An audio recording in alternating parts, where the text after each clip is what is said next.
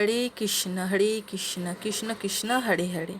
তো ভক্তবৃন্দগণ, আজকের ভিডিওতে রয়েছে 2025 সালে কার্তিক মাসের শুক্লপক্ষের যে পূর্ণ দিনে পূর্ণিমা পালিত হয়, সেই পূর্ণিমাকে বলা হয় রাস পূর্ণিমা বা কৃষ্ণের রাসযাত্রা। উদয়া তিথি অনুসারে 2025 সালে রাস পূর্ণিমা 5ই নভেম্বর পড়েছে। কার্তিক পূর্ণিমা হল প্রবোধনী উত্থান একাদশী থেকে তুলসী বিবাহ অনুষ্ঠানের শেষ দিন।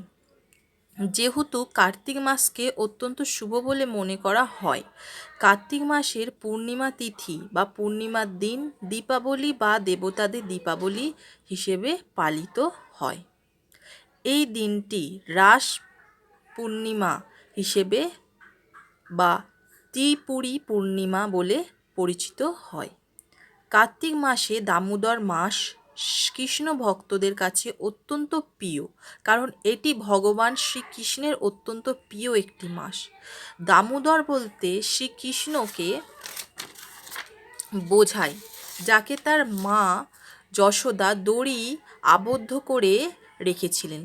এই কার্তিক পূর্ণিমার দিন যদি ভক্তিনিষ্ঠা সহকারে এই দিনে পুজো করেন, একজন ব্যক্তির জীবন থেকে সব সমস্যা মুক্ত হয়। এই দিনটি নিয়ম পালন করে অতিবাহিত করতে হয়।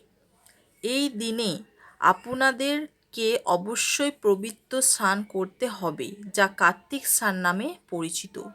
কার্তিক পূর্ণিমার দিন হিন্দুদের একটি গুরুত্বপূর্ণ ধর্মীয় উৎসব, তা অবশ্যই শ্রবণ করবেন।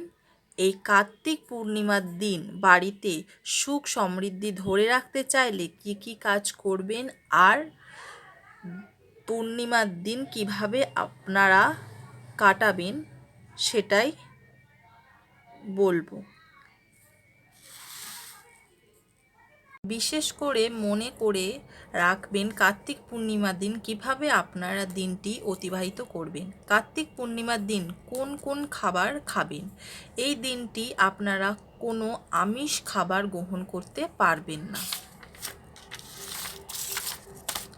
যেমন মাছ, মাংস, ডিম, রসুন, পেঁয়াজ এইসব খাবার থেকে আপনারা দূরে থাকতে হবে। এই রাস পূর্ণিমার দিন পরিবারের কেউ যেন চুল বা নখ কাটে না, সেই দিকে খেয়াল রাখতে হবে। এই দিন আপনাদেরকে রাধাকৃষ্ণের পুজো করতে হবে এবং এই দিনে কোনো মিথ্যা কথা, নেশা, খারাপ কথা বলা যাবে না। এই দিনে যত বেশি করে ভগবান শ্রীকৃষ্ণের মহামন্ত্র জপ করবেন খুবই ভালো।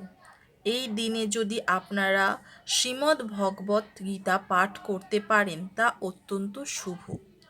এই দিনে আপনারা অবশ্যই রাধাকৃষ্ণর যুগল মূর্তি পূজা করবেন।